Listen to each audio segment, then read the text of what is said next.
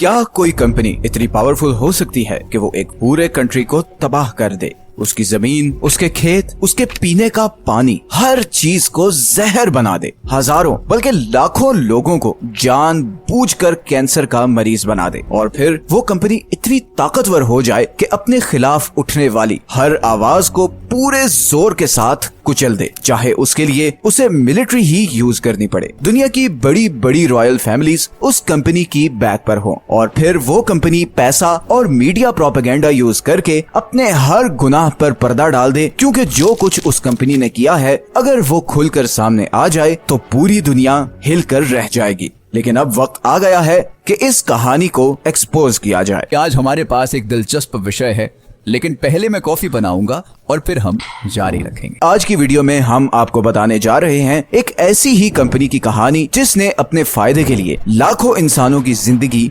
दांव पर लगा दी।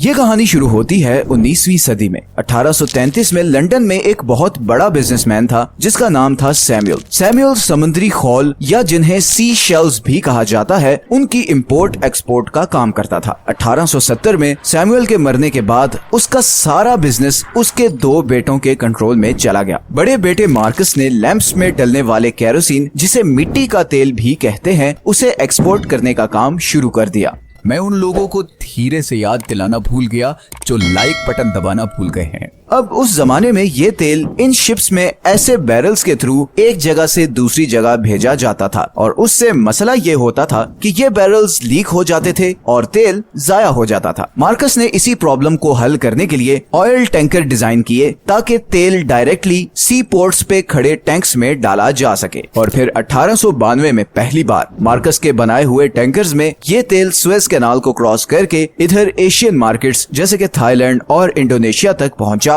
जो उस वक्त ब्रिटिश एम्पायर के कंट्रोल में थी। ये पहला मौका था कि एशिया और यूरोप की ऑयल की सप्लाई समंदर के जरिए आपस में कनेक्ट हुई। इस एक ट्रिप की वजह से मार्कस को एक बहुत बड़ी बिजनेस अपॉर्चुनिटी नजर आ गई। उस जमाने में सिर्फ एक और कंपनी थी जो ऑयल सप्लाई करने का काम कर रही थी और वो थी स्टैंडर्ड ऑयल, रॉकफेलर फैमिली की अपनी ऑयल कंपनी। लेकिन स्टैंडर्ड ऑयल सिर्फ यूरोप तक ऑयल सप्लाई कर रही थी और उन्हें जब पता चला कि मार्कस अपने ऑयल टैंकर्स लेकर एशिया गया है तो उन्होंने मार्कस को ऑफर की कि वो स्टैंडर्ड ऑयल के टैंकर्स भी एशिया सप्लाई करना शुरू करे और बदले में उनसे कमीशन ले ले। मगर मार्कस के जहन में कुछ और ही था। उसने सोचा कि किसी और कंपनी के लिए काम करने से बेहतर है कि क्यों ना अपनी खुद की ऑयल ट्रेडिंग कंपनी बनाई जाए। लेकिन ये बड़ा रिस्की काम था बिकॉज रॉकफेलर्स उस वक्त हर जगह छाए हुए थे और स्टैंडर्ड ऑयल के मुकाबले में कंपनी खोलने का मतलब था उनसे दुश्मनी लेना। मगर मार्कस ने किसी की परवाह किए बगैर 1907 में रॉयल डच पेट्रोलियम के साथ मिलकर एक नई कंपनी बनाई और उसका नाम रखा शेल। स्टैंडर्ड ऑयल को चैलेंज करना कोई आसान काम नहीं था, but thanks to a very high demand of oil at that time, Shell बहुत जल्द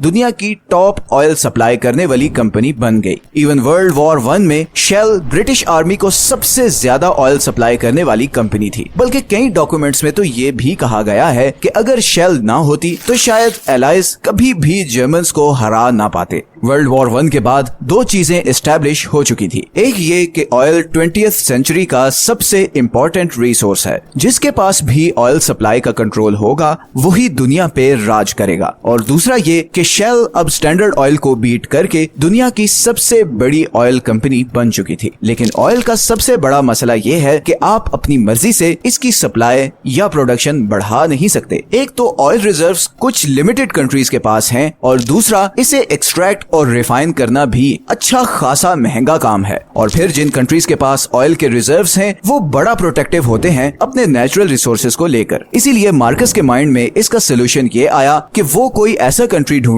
जिसके पास ऑयल के बड़े रिजर्व्स हों। वो कंट्री अच्छा खासा गरीब भी हो और वहाँ पर ठीक ठाक करप्शन भी हो। ये सारी कंडीशंस सिर्फ एक कंट्री पर पूरी होती थी और वो था अफ्रीका के वेस्ट में लोकेटेड अफ्रीका का सबसे रिसोर्स रिच कंट्री नाइजीरिया। पूरे अफ्रीका के सबसे बड़े ऑयल और नेचुरल गैस के रिजर्व्स नाइजीरिया में हैं। इसी अपॉर्चुनिटी को भांपते हुए शेल ने 1940s में नाइजीरिया में अपनी कंपनी सेटअप कर ली और फिर नेचुरल खूबसूरती से माला माल ये कंट्री प्रॉफिट के लालच और पावर की हवस की भेंट चढ़ गया। शेल ने नाइजीरियन गवर्नमेंट के साथ पार्टनरशिप कर ली ताकि उनके और बिलियंस ऑफ डॉलर्स के प्रॉफिट के दरमियान कोई ना आए। अब आप चाहे लोगों के पीने का पानी या किसानों के खेतों को जाने वाला पानी जहरीला बनाएं, कोई आपको नहीं रोक सकता। किसान खेत जाते हुए डरते थे कि कहीं गलती से उनसे माचिस न जल जाए और सारे खेतों को आग न लग जाए। नदियों में पानी कम और तेल ज्यादा था। कई किसान तो लिटरली इस तेल में तैरकर अपने खेतों तक पहुंचते थे। सारी नहरें तेल की वजह से खाली हो चुकी थी। लोग पानी लेने के लिए नल खोलते तो उसमें से भी तेल निकलता। लोगों में कैंसर फैलना शुरू हो गया। ऐसी बीमारियां फैलने लगी जो पहले किसी ने सुनी भी नहीं थी। खेत बंजर होने लगे और मजबूरन लोगों ने शेल के खिलाफ प्रोटेस्ट्स करना शुरू कर दिए। लेकिन जब गवर्नमेंट ही आपके पार्टनर हो तो प्रोटेस्ट्स आपका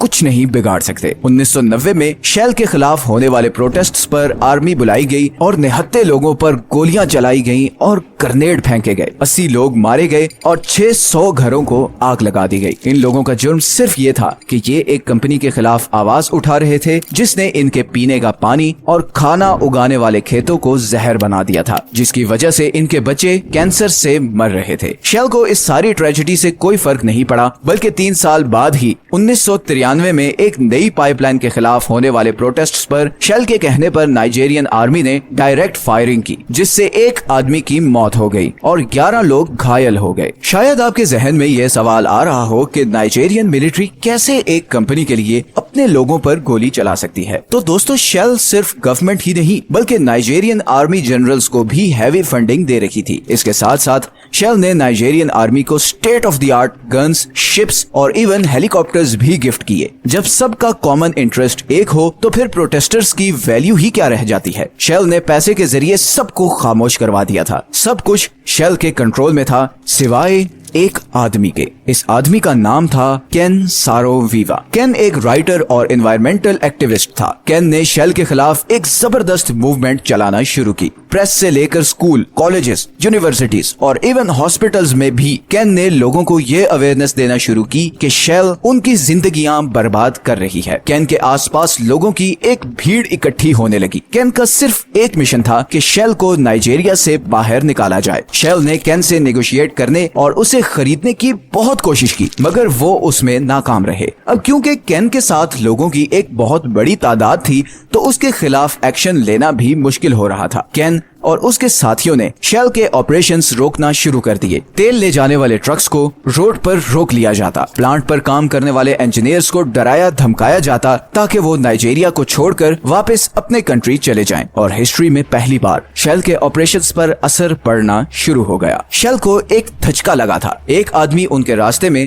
सबसे बड़ी रुकावट बन चुका था। उसको हटाने के लिए बहुत ही स्मार्ट प्लान की जरूरत थी। शेल के लोग नाइजीरियन इंटेलिजेंस के ऑफिसर्स के साथ बैठे और उन्होंने केन को रास्ते से हटाने के लिए एक प्लान बनाया। 4 हफ्ते बाद केन के गांव के 4 लोकल चीफ्स को बेदर्दी से कत्ल कर दिया गया और इसका इल्जाम केन और उसके साथियों पर लगाया गया। हालांकि जिस दिन ये मर्डर हुआ, केन उस दिन गांव में था ही नहीं। केन के गांव के चंद लोगों को रिश्वत देकर झूठी गवाहियां दिलवाई गई और फिर 1 साल बाद ही 1995 में केन और उसके 9 साथियों को फांसी दे दी गई। मैसेज बहुत ही क्लियर था, जो भी शेल के खिलाफ जाएगा उसका यही अंजाम होगा। इन 9 लोगों की फैमिलीज ने नेदरलैंड्स में शेल के खिलाफ केस किया और फिर 2017 में 22 साल बाद शेल को इस ट्रेजेडी का आधा कसूरवार ठहराया गया। हालांकि 5 लोगों ने आकर कबूल किया कि उन्होंने शेल के कहने पर केन के खिलाफ झूठी गवाही दी थी। शेल को सिर्फ $15 मिलियन का फाइन करके छोड़ दिया गया।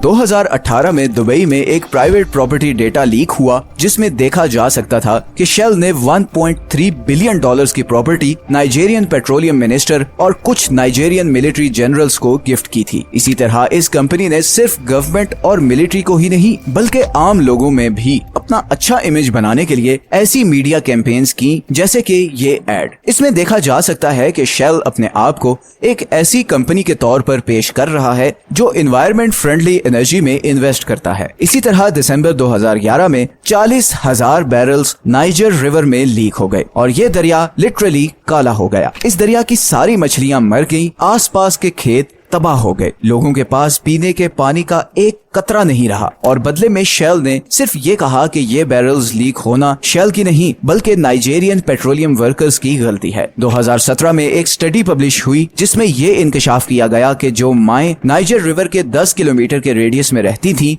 उनके छोटे बच्चे के पहले महीने में मरने के चांस 50% हैं और बचने की सूरत में भी फिजिकली और मेंटली डिसेबल्ड होने के चांसेस 40% हैं। इन सब वाकयात के बाद नाइजेरियंस में शेल के खिलाफ गमो गुस्सा बहुत बढ़ गया, बल्कि अब तो कई ग्रुप्स हथियारों के साथ शेल और नाइजेरियन गवर्नमेंट के खिलाफ लड़ रहे हैं। एक सिविल वॉर की सी सिचुएशन बनी हुई है नाइजेरिया में और उसकी वजह सिर्फ एक कंपनी है। एक कंपनी ने अपनी खुदगर्जी और लालच की वजह से एक पूरे कंट्री को तबाह करके रख दिया है। ये सोचकर ही खौफ आता है कि इंसान पैसे और पावर के लिए किस हद तक गिर जाता है। दूसरे इंसान की जान, माल, किसी चीज की कोई अहमियत नहीं रहती। अभी ऐसे बहुत से राज हैं जिन पर से हमने आगे आने वाली वीडियोस में पर्दा उठाना है। बहुत से ऐसे क्राइम्स हैं और बहुत से ऐसे लोग हैं जिनके जराइम दुनिया के सामने लाने हैं। आपका इस टॉपिक के बारे में क्या ख्याल है? नीचे कमेंट्स में जरूर बताएं। अगर आपको ये वीडियो अच्छी लगी है तो चैनल को सब्सक्राइब जरूर कर लें। आपके लिए तो शायद ये छोटी सी चीज हो मगर हमें इससे बहुत मोटिवेशन मिलती है। मिलते हैं नेक्स्ट वीडियो में एक और इंटरेस्टिंग टॉपिक के साथ।